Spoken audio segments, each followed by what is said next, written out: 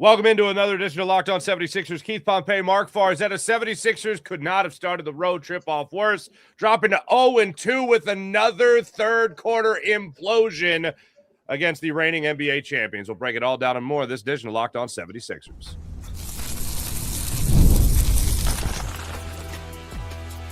You are Locked On 76ers, your daily Philadelphia 76ers podcast, part of the Locked On Podcast Network. Your team every day. And we do thank you for making Locked On 76ers your first listen every day, part of the Locked On Podcast Network, now the #1 sports podcast network out there. And this particular episode is brought to you by FanDuel. Before tip-off, check out FanDuel App. That's right, the FanDuel App, and see what's going on during the NBA happy hour every Friday from 6 to 7:30 p.m. Eastern Time. Keith Pompey, your beat writer for the 76ers, such a great beat writer. He is all over the place. Chicago, OKC, still traveling, all that going on. And he's kind enough to make the time to still do this podcast today because the man is a hustler. Marc Farzetta with you, 20-year sports talker with you here in the city of brotherly love. Keith, they implode against the Chicago Bulls in the fourth quarter. That was a little different, but very similar to the way they played the Bulls the first time around. Then awful 8 turnovers in the third quarter against the Oklahoma City Thunder. Let's start it off with a little recency here, and that's what happened last night in OKC. 8 turnovers for 14 points they gave way to for the Oklahoma City Thunder. What happened, what changed in that third quarter that forced the 76ers to lose any semblance of control? It was crazy because, what they did is they basically started trapping the heck out of Max. I mean, as soon as he got the ball half court, they were just swarming all over. They were just sending guys, being really physical, aggressive. And Maxey was making the right play. I mean, the right play in that instance is give up the ball, had passed the ball to teammates. And, there was guys missing shots, turnovers, everything. And it just went crazy. And like you said, 8 turnovers led to 14 points. I believe they had, they had 14 turnovers overall in the second half, right? So, you can't beat a team like that, especially not that team in that hostile environment, a great team like that. But it was weird. After the game, Maxey said, maybe I should have been a little bit more aggressive. And I get it. That's always to say. We always say that. But at the same time, he was making the right plays. Paul George did okay. He was 2 for 4, 2 for 3 shooting threes. Jared McCain was 2 for 2. I think he had 2 threes. But outside of that, it was kind of like guys were struggling, like struggling mightily. And who was it? Tyrese Maxey. He didn't score in that quarter. He had 0 points, 0 for 3 shooting after going 8 for 10 from the field and having 23 points in the first half. So that was the game right there, that third quarter. Yeah, Maxey, 15 points in the first quarter alone, 23 points in the first half, as you mentioned. Nothing going on in the third quarter, unfortunately, as things were falling apart for the 76ers. And I think it was even said during the broadcast at one point, Keith, 17 turnover, about 35 seconds left in the third quarter. The Sixers had already amassed 17 turnovers. I was surprised at this. I did look it up. The Sixers averaged just under 14 turnovers a game, and they were already at 17 turnovers by the start of the fourth quarter. Is that just a result of, like many teams, not having that traditional point guard? Is that a result of the lack of familiarity you have when you don't know what starting lineup you're going to have? You don't know what lineup you're going to have. How do the turnovers like that jump to 17 before the third quarter even lets out? That's a great question, because you think that you can always go back and say you get a point guard that's going to help out, right? Excuse me. But at the same time, I do think that some of those passes were lazy. You know what I mean? It's kind of sort of like, they're applying certain defense and their lazy passes. But also, like, I want to say at least 10 of those turnovers were like unforced. You know what I mean? That's what I'm saying. The laziness. It was just like, no, you don't throw that ball. Like, it's kind of like in football where the quarterback runs down the field and throws across his body. They say you don't do that. Maybe Brett Favre got away with it, a couple other elite guys, but it was more like that. They were making passes like running and standing up and they're just throwing it across the court, and guys were just sprinting to get to the ball. Like, you know what I mean? So you can say like it'd be better to have a point guard, but at the same time, you would think on this level that guys would know not to make those passes. It was Mhm. kind of like, you know, being a little bit too aggressive, but being desperate. I felt like at times, or careless is a better word just to use it. And to me, that was the thing. It was just they were making a lot of careless mistakes with the passes. Yeah, the thing that it reminded me of was what we talked about on Friday, as a matter of fact, which was how the Sixers are going to play on the 10th day of this road trip and the 5th game of this road trip, the last day and last game of this road trip against the New York Knicks. It looked like a game in that third quarter. It was just like, whatever. We'll do whatever. Laziness is a good way to put it. Not being smart, not being strong with the basketball. That's another way to put it. And it just happened time and time again in that third quarter. As far as the Bulls game went, when you look at Friday night's game, unfortunately, now that was an implosion there against OKC, as we mentioned in the third quarter. Now against the Bulls in the fourth quarter of both games they've played against the Chicago Bulls, Keith, they have now been outscored in the fourth quarter alone by a combined 24 points. What happened in the fourth quarter in Chicago Friday night? You know what? It to me, a lot of the success that they had was the Sixers couldn't make shots. They blew a lot of layups, easy baskets. I felt like Paul George, he did it. He played phenomenally in the third quarter, and then at the start of the fourth, he made his first shot attempt. Then he missed two shots. He goes to the bench. He comes back like a little over a minute later, and he's not involved in any of the actions that they had.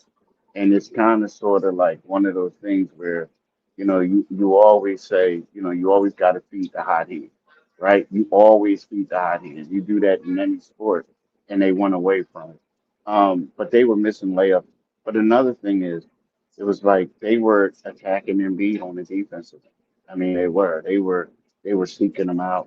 But also in his defense, though, there were a couple of plays. There was one play in particular where Paul George ran out to try to defend a guy on the perimeter, and as Paul was running out, he was running towards the rim, so he missed him, and then Embiid got dunked on, right? And then it was a couple of times with Jarrett McCain, the same thing happened. He would kind of try to close out, and as he was running in, the guy like scooted by him and ran right past him. So it was just bad. It was just bad defense, bad offense. They just I don't know, no ball movement. It was horrible. It was really horrible display. All right, you mentioned Joel Embiid. I want to talk more about him and really what his availability is, because that is such a huge question mark, even more so than we thought at the beginning of the season. I want to talk about his play and his impact on the 76ers when he plays and when he doesn't play, Friday versus Sunday. We'll get into all that and more on this edition of Locked On 76ers. Back after this. And right now, I want to tell you about FanDuel. Hopefully, you guys are taking advantage of all FanDuel has to offer. Fridays already feel a lot different during the basketball season. Friday with FanDuel is also a great time. It makes Fridays even better. Every Friday night before games tip off, FanDuel gives fans a new way to kick off the weekend with the NBA Happy Hour. NBA Happy Hour is your official pregame, a limited time window where special offers drop right inside the FanDuel app before the action starts. Fridays from 6 to 7:30 Eastern time have become an appointment viewing time with the FanDuel Happy Hour. Opening the FanDuel app during Happy Hour always brings something new, boosts, bonuses, and surprises on the FanDuel app. It's easy to check the weekly special before tip-off and make a move before the window closes. The timing is absolutely perfect right before the games begin. Right before the weekend starts, it adds extra energy to Friday night basketball without overthinking it. You don't want to do that. So before tip-off, check the FanDuel app and see what's dropping on the FanDuel Happy Hour every Friday from 6 to 7:30 p.m. Eastern time. Little basketball, little action, a whole lot of Friday energy. the NBA Happy Hour, only on FanDuel, the official sportsbook partner of the NBA. So what are we doing here, Keith? What are we doing with that Joel Embiid guy? What's going on here? Doesn't play Friday, plays Friday. Sixers high scorer, doesn't play against Oklahoma City. Clearly not a back-to-back.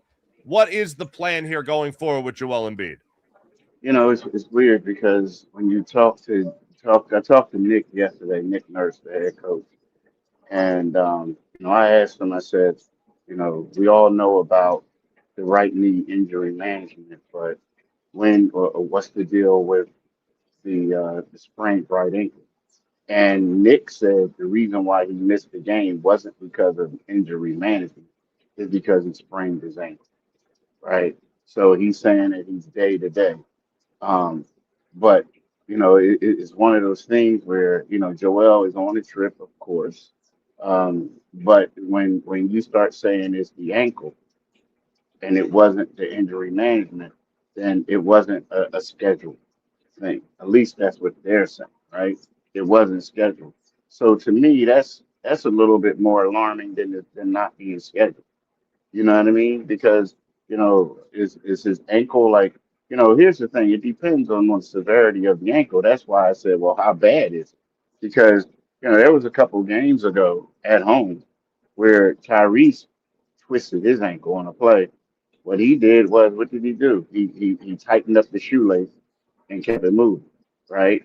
And B, you know, apparently he sprained his ankle during the game. Well, he stayed in the game. So maybe, you know, I'm assuming if that's the reason why he's out, they're saying it is like the swelling probably, you know, limit him. But I will say this, that he did have was getting treatment on his knees, you know, at Saturday's practice. So, or it looked like he was. So the thing is one of those things where he has so many elements, everything's going on. Like it's hard to say, man, with him. It really is right about now. I mean, he missed 17 games thus far. He's only played in 13. Um, it's hard to say what he's going to do. I don't think they even know right now. I get the sense from the 76ers that anything else pops up, whether it's an ankle, whether it's an illness, they're going to take full advantage of it and just say, oh, no, legitimate excuse to not play him. Because I think if the Sixers had their druthers, they wouldn't play him. I mean, obviously, any more than they have to, I guess, but they wouldn't play him till the deep second half of the season. That's when they would play him, the only time. Right now, it seems like they'll jump on any opportunity to keep him out. And that's not just the Sixers, because, look, I can't say in one breath, like I've said many times throughout this season, Joel Embiid's taking full responsibility and holding himself accountable when it comes to the rehab and when it comes to being ready. I think it really comes down to both camps saying, oh, whoa, we got an ankle injury, don't play. Oh, wait, we got an illness, don't play. Any excuse to have him. I don't think they can do that, though. I don't think they can. I understand what you're saying. I mean, because see, you know what? Like, I don't think they can do that. And the reason why I'm saying that, I mean, if that's their tactic, then you mess around and be a play-in team or struggling to make the play-in tournament.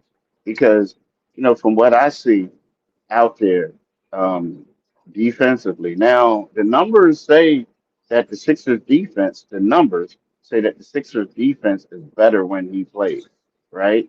But but since he's played, I mean, they've been struggling mightily. They lost what, 3 straight games?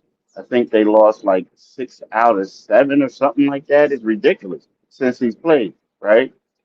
The offense in the first half, the offense yesterday looked so much better than it did against the Chicago Bulls. It wasn't even close, right? So to me, I understand what the Sixers are saying. It's like, well, look, this is what Kawhi Leonard did with the Clippers last year. He didn't come back to January. Well, Kawhi been with that team for 4 years or whatever it is. Like, I know Joel's been with this team for a while, but the Clippers had the same core basically for a lot of those seasons.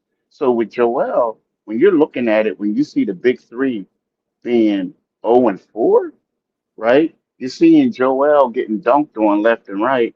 You're seeing no ball movement. It's like one of those things where, you know, if you can't be naive to the fact that think that all you gotta do is turn the light switch on and everything is going to work out.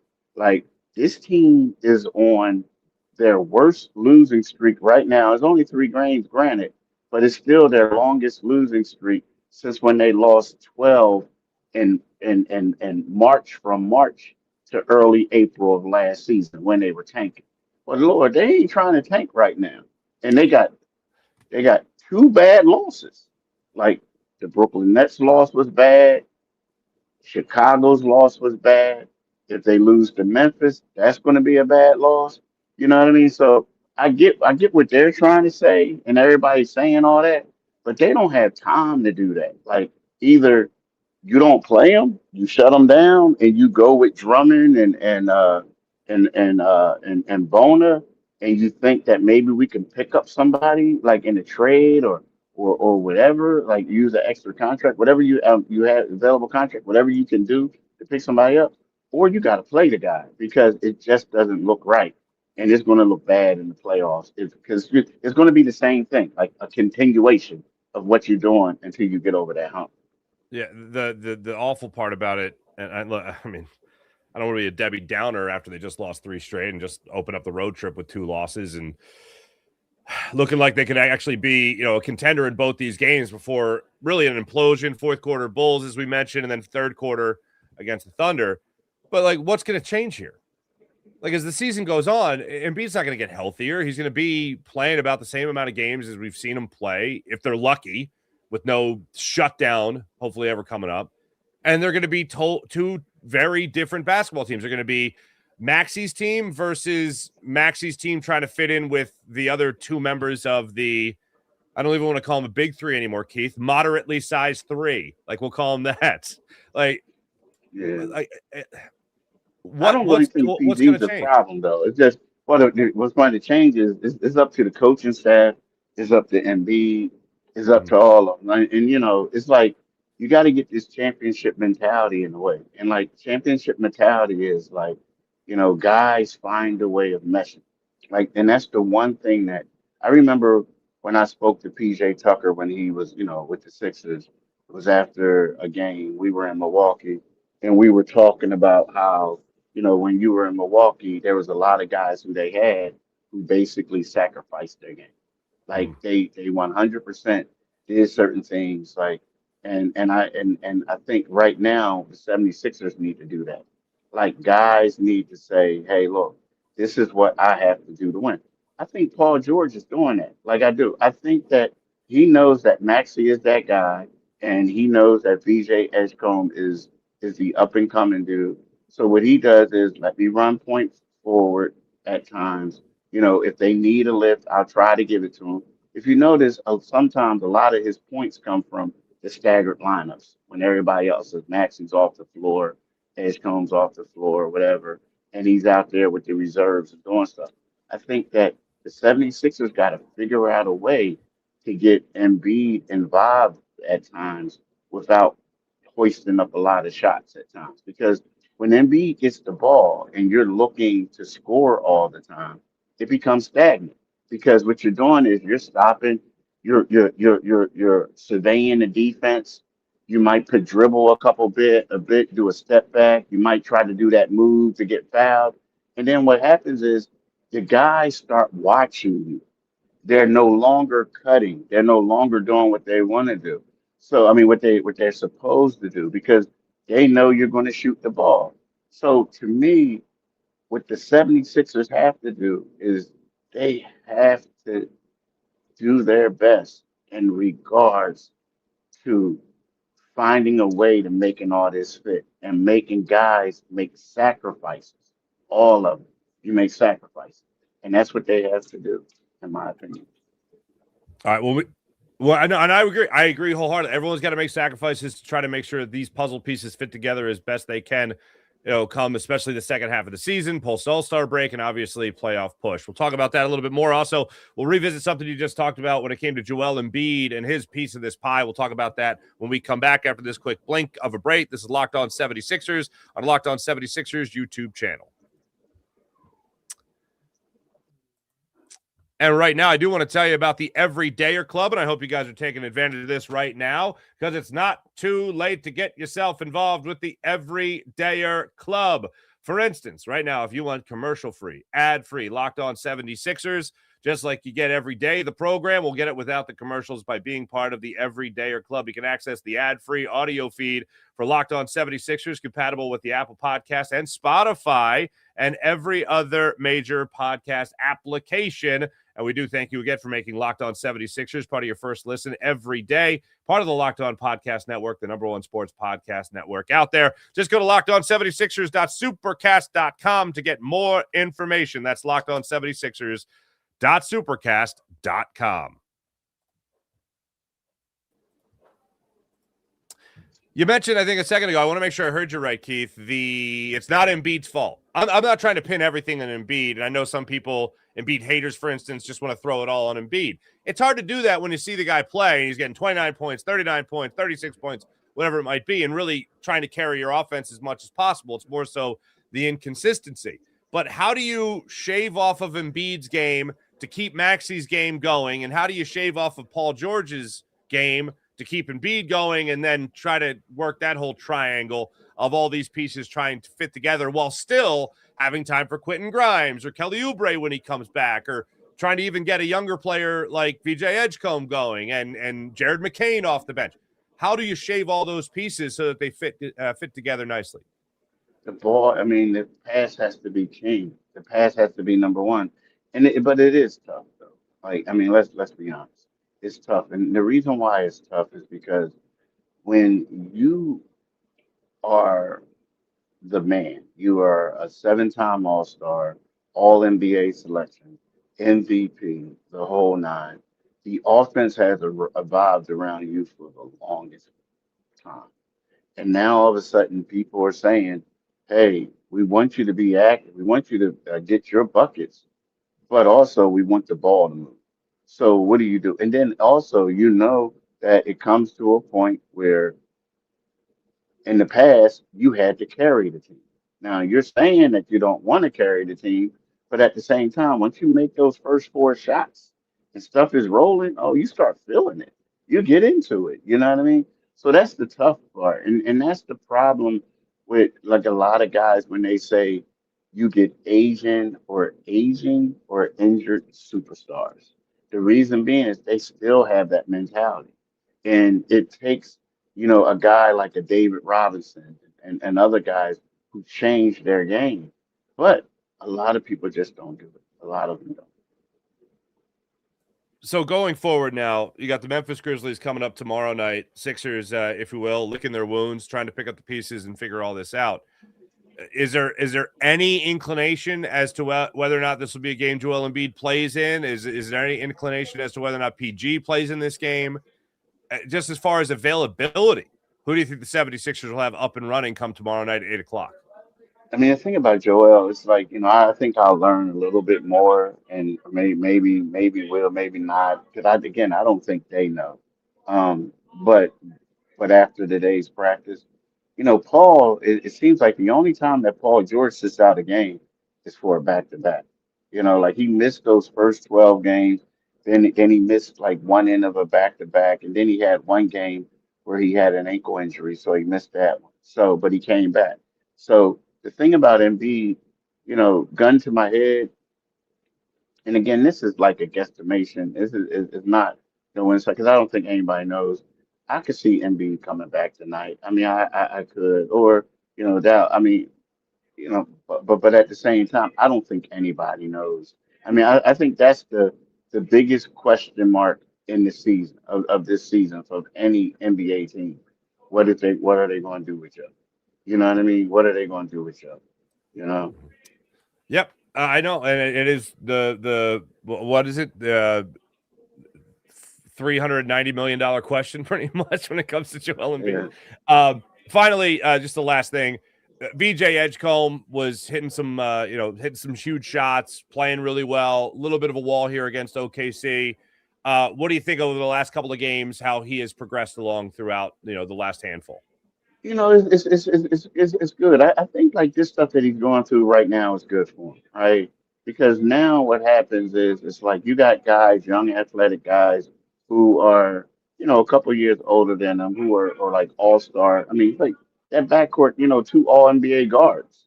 Jalen Williams and SGA. So, you typically when they're young like that and you're a rook, if you play extremely well, that's great. But typically you go through a learning curve. And I felt like last night was sort of like a learning curve for him. Now there was times where he showed some things, right? But for the most part, it was a learning curve. And I'm pretty sure, you know, he's a good player. That the star that how should I say it? The thing that you look for a player of that supposed to be a star, if you look for it to see how they can bounce back. So I want to see what he can do against Memphis. But you go up against SGA, and I felt like for a while he was doing okay against SGA, right? He wasn't getting fouls and stuff. Now SGA, we all know he's going to score points, but yeah, his shot was really missing. They were being extremely physical. I think they frustrated him a little bit, right, with their physicality, and how calls weren't going the 76ers way. But hey, man, you're a rookie in this. You have to be honored with the fact that they went out there and their part of their game plan was to stop. Mm-hmm. Oh, absolutely. Keith Pompey, appreciate you, man. Thank you for doing the show. Also, with your crazy travel schedule going on right now, considering this road trip. Keith Pompey, Marc Farzetta, this is Locked On 76ers. Make sure you guys like and subscribe at Locked On 76ers. And if you guys want a piece of the NBA Supercast when it comes to Locked On 76ers, make sure you guys take advantage at LockedOn76ers.supercast.com. Thanks for watching. Thanks for listening. Back with you guys tomorrow. See you then.